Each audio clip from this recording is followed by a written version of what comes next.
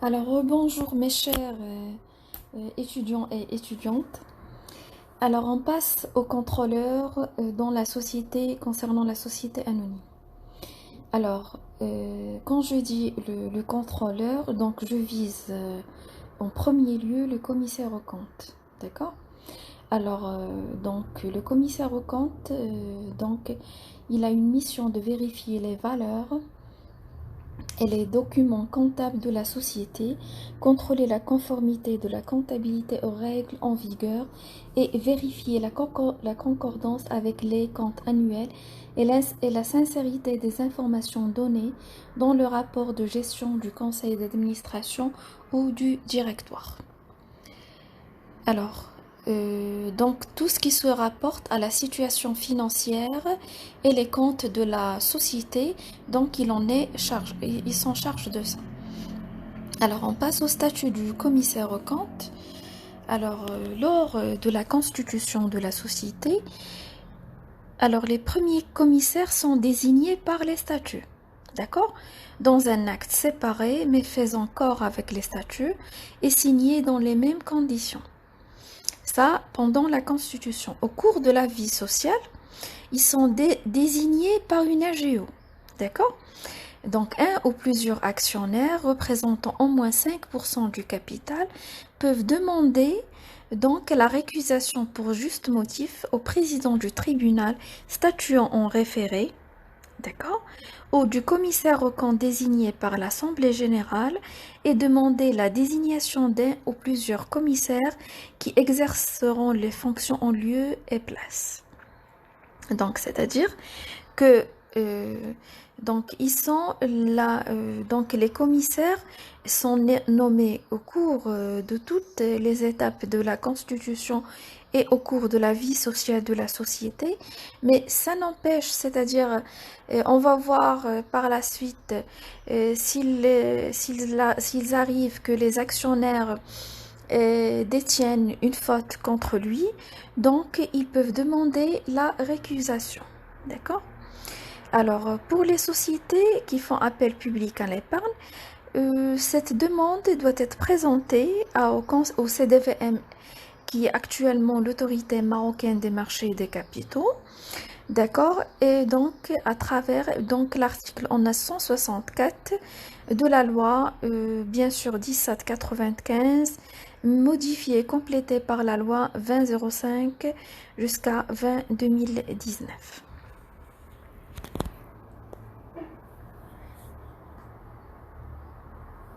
Alors, les obstacles à la nomination, on distingue des incompatibilités générales interdisant l'exercice de la profession de commissaire à certaines personnes par opposition aux incompatibilités spéciales.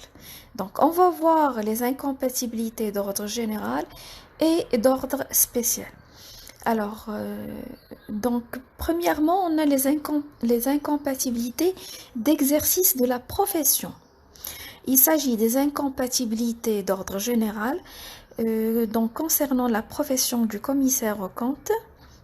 Donc, c'est-à-dire, il ne peut pas être un commissaire aux comptes, en même temps, il ne peut pas être président du conseil d'administration, il ne peut pas être membre du directoire ou du directeur général d'une société anonyme, ni le gérant d'une société en commandite par action, ou bien d'une société à responsabilité limitée.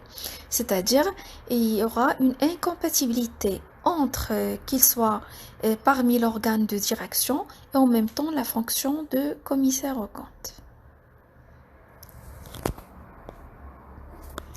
Alors, les incompatibilités de fonction, il s'agit des incompatibilités spéciales.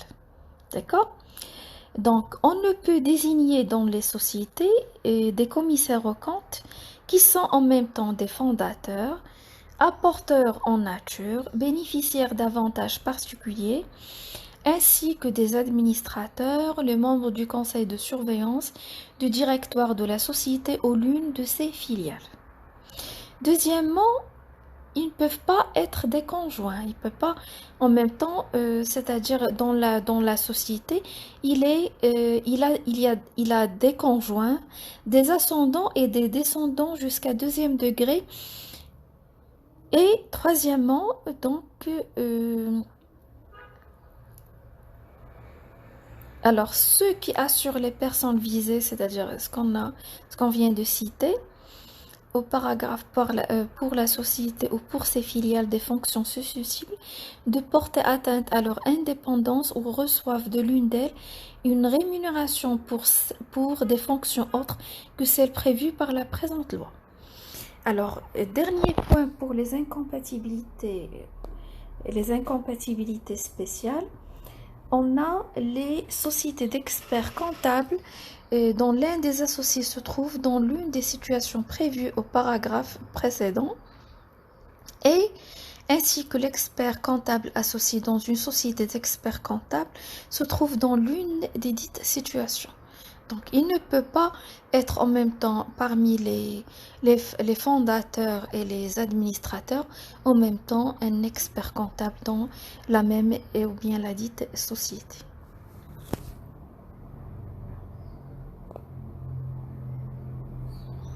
Alors, on passe aux incompatibilités temporaires. Donc, il est interdit aux personnes qui sont des administrateurs, des directeurs généraux, des membres du directoire de devenir commissaire aux comptes de la dite société ou bien une société qui possède 10% de son capital. D'accord? Moins de 5 années après la cessation de leur fonction. C'est-à-dire, lorsqu'il aura terminé sa fonction, il peut être un administrateur et posséder donc un capital qui varie entre à peu près 10%, d'accord? Mais lors de ses fonctions effectives, c'est-à-dire un commissaire aux comptes, il ne peut jamais posséder des actions dans la dite société. Alors, cette interdiction concerne également la nomination en tant qu'administrateur, directeur généraux ou membre du directoire dans la société qu'il contrôle et qui détient 10% au plus du capital de la société qu'il contrôle. Les sociétés qui sont cotées en bourse sont tenues de désigner au moins 2 commissaires aux comptes. Il en est de même des sociétés de banque, de crédit, d'investissement, d'assurance et de capitalisation et d'épargne. Alors, qu'est-ce qu'on peut comprendre par là? C'est-à-dire, dans les sociétés qui ne sont pas cotées, donc parfois un seul commissaire au compte suffit. Par contre, quand la société elle est cotée, donc on désigne au moins 2 commissaires au compte. Alors, s'agissant de la rémunération, donc elle est librement fixée par l'Assemblée des actionnaires. D'accord? Pour la cessation de fonction, donc donc la cessation elle est prévue dans les statuts lors de la constitution de la société, ne peut excéder un exercice, c'est-à-dire on a déjà déterminé que par exemple donc il peut travailler juste un exercice. Sinon, au cours de la vie sociale, le commissaire est nommé pour 3 exercices.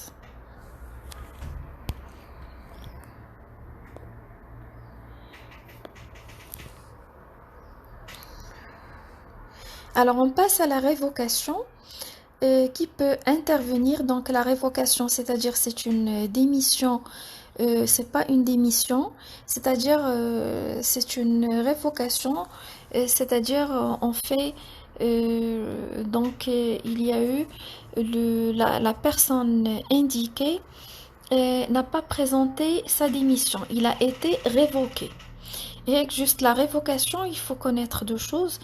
C'est qu'il y a une révocation à juste motif ou bien une révocation sans juste motif. Alors, donc une révocation qui peut intervenir au cours du mandat, donc il protège tous les actionnaires, y compris les actionnaires minoritaires. Dans ce cas, il convient d'admettre que l'Assemblée qui a nommé le commissaire aux comptes puisse le révoquer. Alors, l'organe qui a nommé il va procéder à la révocation. D'accord? Alors, un commissaire aux comptes peut cesser ses fonctions pour diverses raisons. Donc, à part la révocation, expiration du mandat, c'est-à-dire il a expiré son mandat, la récusation, par exemple, qui a été faite judiciairement, c'est-à-dire une récusation judiciaire, donc de ses fonctions, donc à la demande des actionnaires. Et bien sûr, c'est une décision qui est prise par le président du tribunal lui-même. Alors, la survenance en cours du mandat de l'une des causes d'incompatibilité, dans ce cas, l'intéressé doit cesser immédiatement d'exercer ses fonctions. Donc, on leur donne un délai de 15 jours, d'accord, pour régulariser sa situation, bien passer carrément, c'est-à-dire on passe à la cessation des fonctions. Pour le relèvement des fonctions, en cas de faute ou bien d'empêchement, par exemple, donc d'exercice des fonctions, par exemple des organes de l'administration, les commissaires aux comptes peuvent être relevés de leurs fonctions. D'accord? Donc à l'expiration normale qui a nommé, soit, comme on l'a dit, par une récusation judiciaire. Alors on passe aux missions. Aux missions du commissaire aux comptes. Le commissaire aux comptes, bien sûr, il contrôle, il fait une sorte de légalité des décisions et des résultats, d'accord? Et bien sûr, la loi lui reconnaît donc des attributions, y compris donc des rapports généraux, des rapports spéciaux. Donc, il est appelé également le réviseur légal.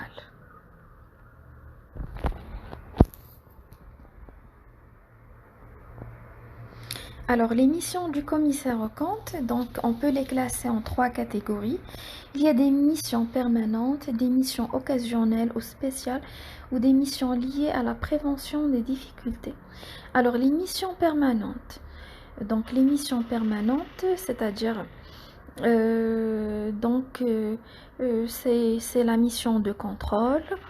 Bien sûr, garantir une légalité des actionnaires minoritaires et majoritaires pour que surtout que les minoritaires ne soient pas lésés. D'accord? Pour la mission de contrôle, il contrôle l'opportunité des décisions et toute émission dont la gestion leur est interdite. C'est-à-dire, il a une attribution qui est phare, c'est la révision des comptes, réviseur légal des comptes, mais il n'a pas le droit de s'immiscer dans la gestion de la société. Donc la mission permanente de commissaire, c'est laisser vérifier les valeurs, les documents comptables et bien sûr vérifier la conformité de la comptabilité aux règles en vigueur.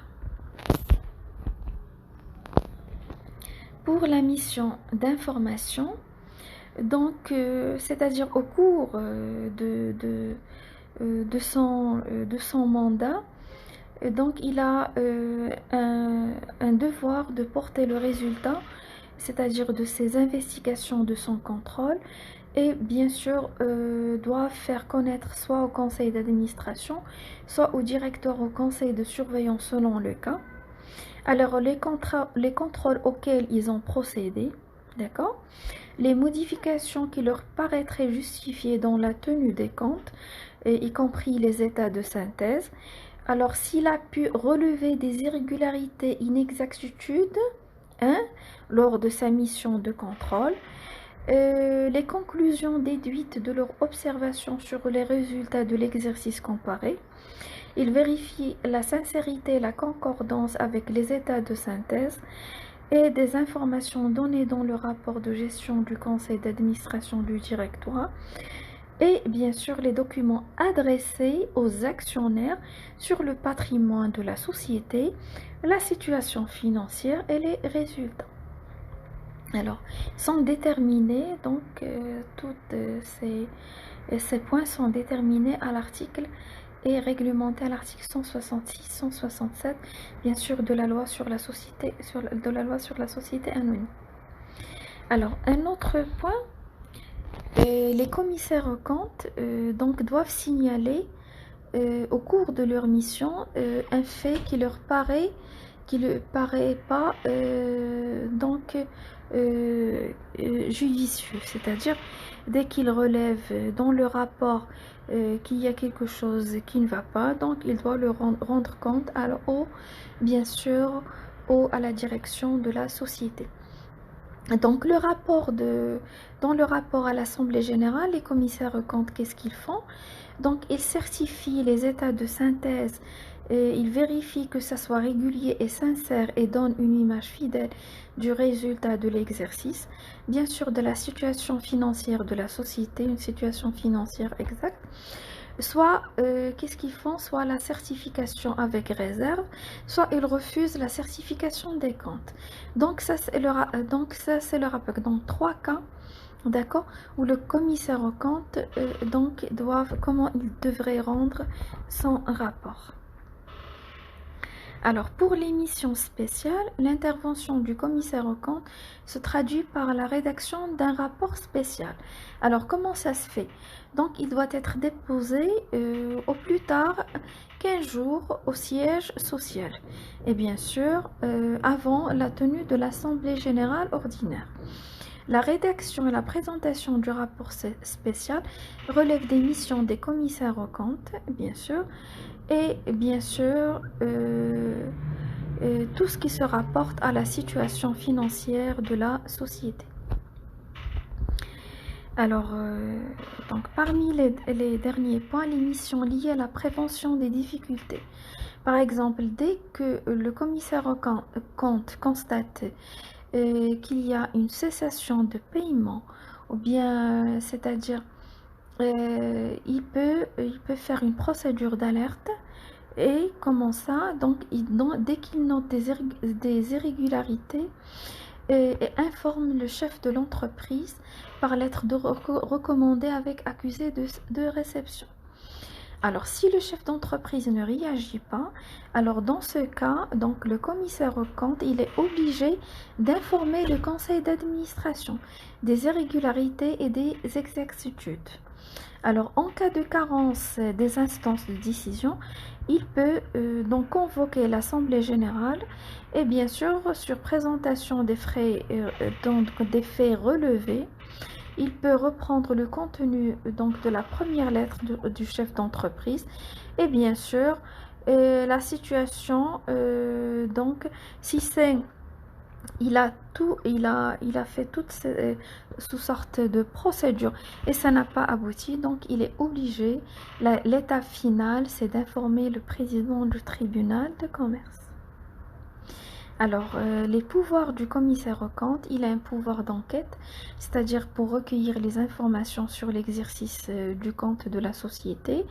Et bien sûr, il devrait, la société avec le directeur financier ou autre doivent lui communiquer les pièces et les contrats et bien sûr toutes sortes de documents qui concernent la société. Il a un pouvoir d'investigation et d'information, opère des vérifications et des contrôles qu'il juge opportuns sur place et sur pièce. Et bien sûr, le commissaire aux comptes doit recevoir des états de synthèse du rapport de gestion du conseil d'administration du directoire selon le mode de gouvernance, rappelez-vous, 60 jours avant l'avis de convocation de l'Assemblée générale annuelle réglementée par l'article 173 de la fameuse loi 1795. Alors, bien sûr,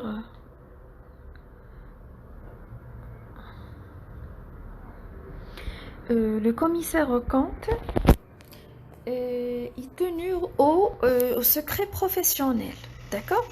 Alors, tout ce qui se rapporte à l'enquête, le pouvoir d'enquêter, etc., donc il est tenu au secret professionnel et bien sûr, lors de la réunion du conseil d'administration, donc il peut étaler tout ce qu'il a pu, c'est-à-dire, en fait, tout ce qu'il a pu, c'est-à-dire arrêter sur les comptes et bien sûr tout l'ensemble de son travail doit être fait avec une certaine discrétion Et bien sûr, il y a ce qu'on appelle donc la tenue de secret professionnel.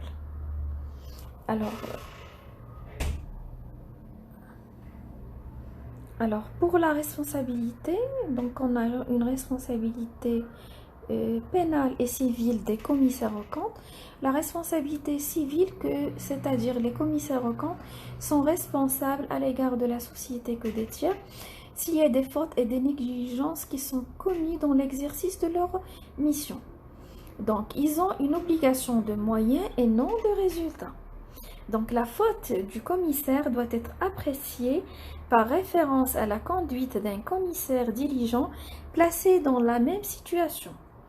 Et ces commissaires aux comptes ne sont pas civilement responsables des infractions commises par les administrateurs, les membres du directoire ou du conseil de surveillance et bien sûr lors de l'exécution de leur mission. Alors pour la responsabilité pénale, donc le législateur marocain donc a invoqué cette responsabilité dans les cas suivants. Par exemple, des infractions relatives aux incompatibilités, donc avec des emprisonnements et des amendes. Un autre cas, c'est le délit d'information mensongère. Bien sûr, il y a emprisonnement et bien sûr également des amendes qui peuvent relever à 100 000 dirhams.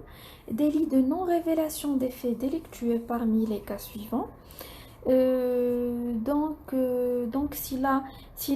Qui n'aura pas, donc il n'a pas révélé aux organes d'administration ou de direction et de gestion les faits qui lui paraissaient délictueux.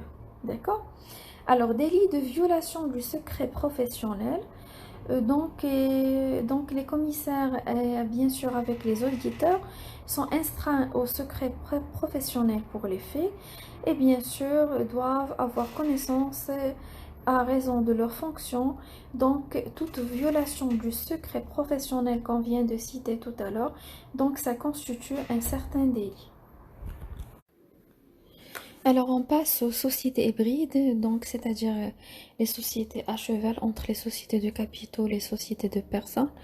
On a les sociétés à responsabilité limitée, on a la SARL, on a la SARLU. Donc sont réglementées également par la loi 5/96, modifiée et complétée par la loi 24/10 et la loi 21/2019. Donc on trouve l'article 44 jusqu'à 87 et 92 jusqu'à 131. Alors pourquoi on dit que les SARL ce sont des sociétés mixtes ou bien hybrides? Parce qu'elles empruntent certaines caractéristiques des sociétés de personnes et des sociétés de capitaux. Donc la SARL, elle est constituée par un ou plusieurs personnes qui ne supportent les pertes qu'à concurrence de leurs apports. D'accord? Alors, on passe à la société à responsabilité limitée à plusieurs associés. Donc la constitution pour les associés, ils sont supérieurs, elle ne peut être supérieure à 50. Si on arrive, c'est-à-dire au chiffre de 50, automatiquement elle va se transformer en une SA ou bien une autre société. D'accord? Et surtout à une société anonyme. Donc dès qu'on arrive à 50, donc la transformation en société anonyme. À défaut, elle est dissoute à moins que le dit délai, le nombre d'associés, n'atteigne pas le nombre autorisé légalement. Donc pour les statuts, on a les démarches de la SARL, on a les démarches préalables à la signature des statuts, les démarches postérieures à la signature et bien sûr les démarches nécessaires à l'immatriculation de la société.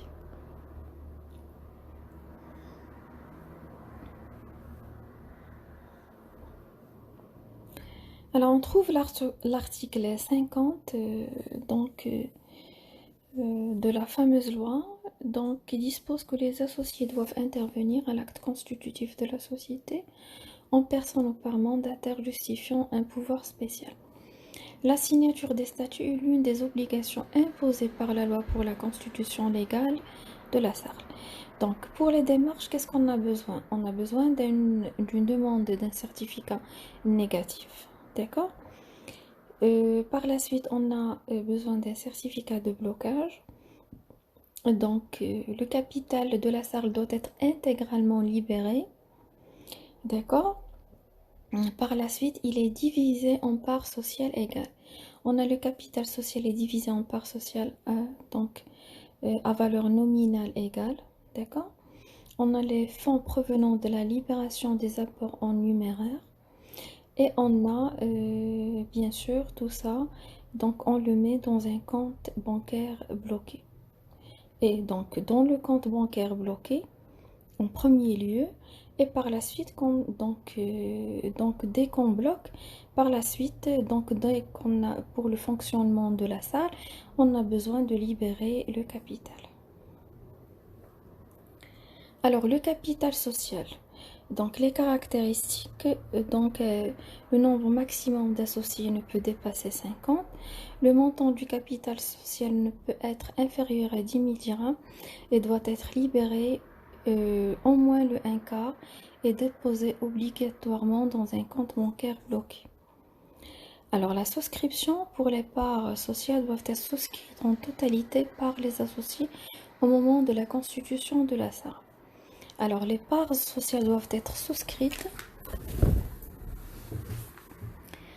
Donc, les parts sociales doivent être souscrites en totalité par les associés au moment de la constitution de la SARL et doivent être intégralement libérées lorsqu'elles représentent des apports en nature. Les parts représentant des apports en numéraire doivent être libérées au moins le 1/4 de leur montant.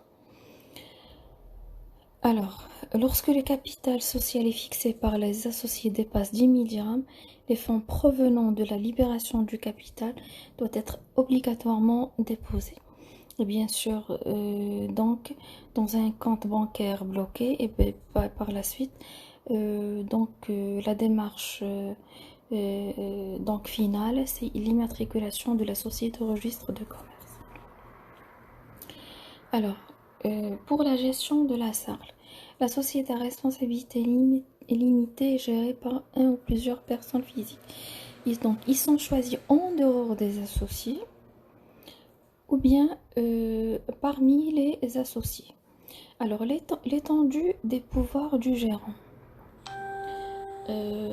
L'étendue du pouvoir, c'est que dans les rapports entre associés, les pouvoirs des gérants sont déterminés par les statuts. Dans le silence de ceux-ci, chaque associé peut effectuer tout acte de gestion dans l'intérêt de la société. Dans les rapports avec les tiers, donc il faut que les actes de la gérance ne relèvent de l'objet social, à moins qu'il prouve que le tiers savait que l'acte dépassait cet objet social et ne pouvait l'ignorer. Alors, en cas de pluralité de gérants, l'opposition formée par un gérant aux actes d'un autre gérant est sans effet à l'égard des tiers. Le gérant est investi de pouvoirs les plus étendus pour agir en toutes circonstances au nom de la société, mais bien sûr sans dépasser l'objet social, à moins qu'on l'avait prévu dans les statuts et que les tiers le savaient. Alors, pour la responsabilité du gérant, la responsabilité des gérants, ils coopèrent des mêmes faits et bien sûr, ils ont une part contributive pour la réparation du dommage. On a deux actions, on a l'action individuelle et on a l'action sociale. Outre l'action en réparation du préjudice subi personnellement, les associés peuvent soit individuellement intenter une action sociale contre les gérants, soit une action, plusieurs associés vont représenter et qui ont au moins le 1/4 du capital et bien sûr peuvent intenter une action contre les gérants. Aucune décision de l'Assemblée générale des associés ne peut avoir pour effet d'éteindre une action en responsabilité contre les gérants pour faute commise dans l'accomplissement de leur mandat. Lorsque l'action sociale est intentée dans les conditions prévues au présent article, le tribunal ne peut statuer que si la société a été régulièrement mise en cause par l'intermédiaire de ses représentants légaux. Alors là, qu'est-ce qu'on peut comprendre? C'est que l'action sociale, elle est intentée. euh,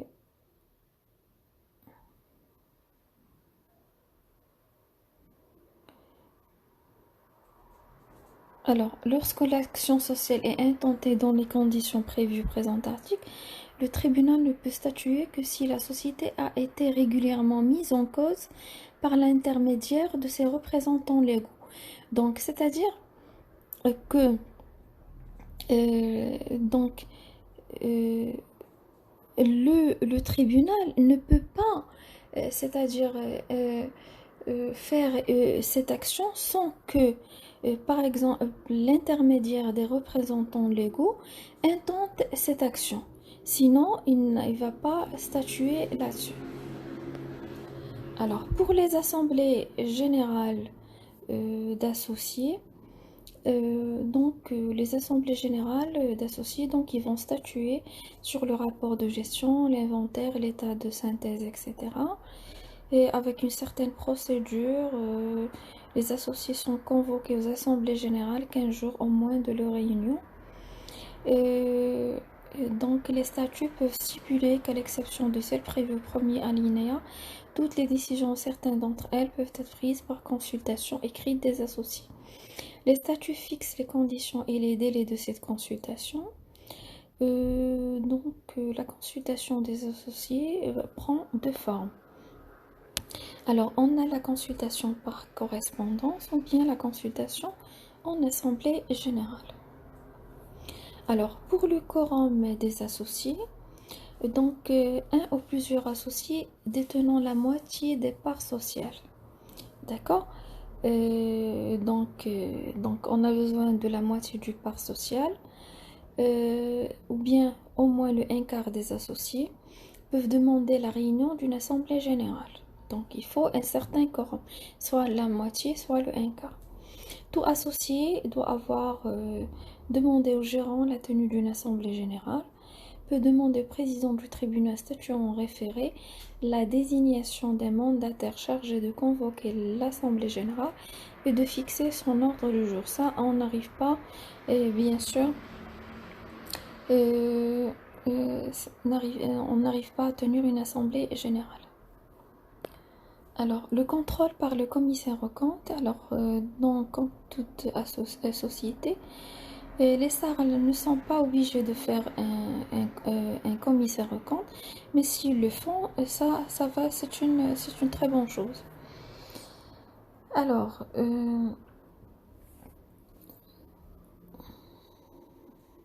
pour la dissolution, donc la SARL n'est pas dissoute lorsqu'un jugement de liquidation judiciaire, l'interdiction de gérer est une mesure d'incapacité prononcée à l'égard de l'un des associés. Donc elle n'est dissoute pas, par exemple, par un consentement des associés, mais elle ne peut se faire que par une liquidation judiciaire. Alors, en cas de dissolution, elle n'est pas dissoute, il y a certains cas, elle n'est pas dissoute par le décès d'un associé, c'est-à-dire, sauf stipulation contraire des statuts, c'est-à-dire il y a une continuation de la SARL par les autres associés. Les dispositions de l'article 36 relatives de la loi 1795 sont appliquées dans ce cas. La transformation en SA est décidée à la majorité requise pour la modification des statuts de la société à responsabilité limitée. Alors rappelez-vous, quand on arrive à 50 associés, ou bien 50, c'est-à-dire un chiffre qui est très important, donc la transformation de la SARL s'impose. Donc on passe au dernier point dans ce programme, c'est la société à responsabilité limitée à associé unique. Donc la SARLU, c'est-à-dire à associé unique, offre des avantages et des inconvénients. Donc en cas de décès, les avantages c'est que il y a une répartition des parts sociales entre les héritiers d'une façon adéquate. D'accord? pour celui que vous avez choisi de continuer. Donc, il y a une continuation du fonctionnement de la société. Donc, la gestion comptable et financière est plus parfois rigoureuse à la séparation du patrimoine. Alors, les inconvénients, c'est qu'il y a une possibilité de partir en douceur en vendant progressivement et quelque part. Donc, c'est pas comme les autres sociétés, on a besoin, c'est-à-dire il y a des clauses d'agrément où on ne laisse jamais partir sans le consentement unanime de tous les associés. Alors, pour la fiscalité, l'associé une personne physique ou bien morale est soumise au régime fiscal des sociétés de personnes. D'accord? Alors pour le social, donc il est identique à un entrepreneur individuel. Alors on passe pour la constitution. Donc les apports en nature meuble ou immeuble sont possibles. Les statuts peuvent bien sûr se faire par écrit. Le capital minimum n'est plus exigé de 100 000 dirhams, de 10 000 dirhams par maintenant. Le capital devrait être divisé en parts sociales en moins 10 dirhams. Les parts doivent être souscrites et libérées en totalité. Elles représentent les apports en nature. Les parts représentant les apports en numéraire doivent être libérées en moins le 1/4. Le siège social peut être fixé provisoirement dans un délai de 2 ans. Donc là, il y a une réglementation de l'article 49. Alors pour le fonctionnement de la SARL est identique à la SARL. Donc c'est le même fonctionnement. Donc il y a une publicité permanente quant aux obligations relatives à l'information des tiers. Et bien sûr, l'immatriculation au registre de commerce comme chaque société. Et bien sûr, c'est une société qui est dotée de la personnalité morale. Pour la gestion, elle obéit aux mêmes règles que la SARL. L'associé unique ne peut déléguer ses pouvoirs, ses décisions prises au lieu et place de l'Assemblée générale. L'associé unique approuve les comptes. En matière de convention entre la société et de ses dirigeants, les conventions non approuvées produisent néanmoins leur effet à charge pour le gérant s'il y a lieu pour l'associé contractant de supporter individuellement ou solidairement. Donc selon les cas, s'il y a un contrat préjudiciable à la société. Alors, donc il y a comme chaque société, il y a le rapport de gestion, il y a l'inventaire, les états de synthèse qui sont établis par le gérant individuel. Alors, la protection du patrimoine personnel de l'associé. Donc, la protection de tous les éléments du patrimoine, bien sûr, de la société. La possibilité de poursuivre l'exploitation avec une seule personne, est-ce que c'est possible? Il arrive qu'une SARL à 2 ou plusieurs associés se retrouvent dans un seul associé. Donc c'est une possibilité dans la société, par exemple le décès de l'un des associés ou bien un conflit, une cessation de part, donc on se retrouve avec un seul associé unique. Alors, la capacité d'entreprendre est garantie à toute personne au sens juridique du terme, donc que ce soit une personne physique ou morale.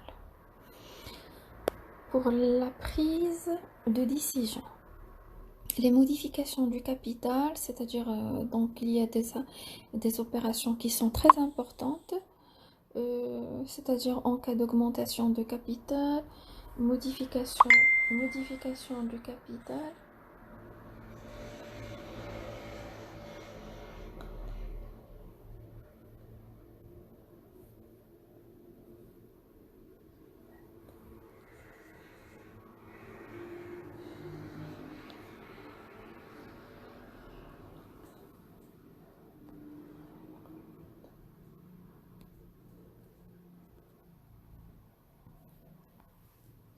Alors, s'il y a une modification du capital,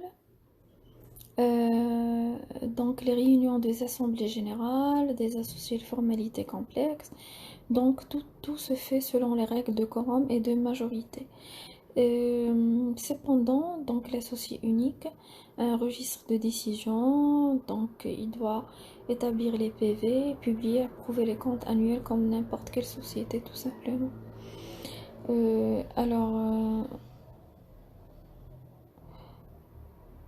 Pour la situation de blocage, donc aucun moment de la vie de la société est constituée par une seule personne qui est l'associé unique.